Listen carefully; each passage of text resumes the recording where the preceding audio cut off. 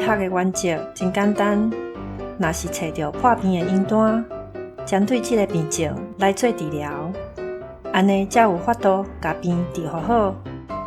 俗语讲，食着药，青草一叶；食毋着药，人参一少。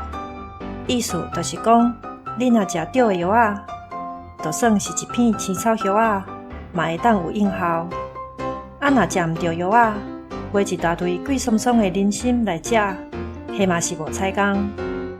这款道理，毋若是破病食药，拄着问题的时阵嘛同款，就要找出问题发生的原因，详细分析结果，看要安怎处理，才袂讲开时间甲金钱，煞无法度解决。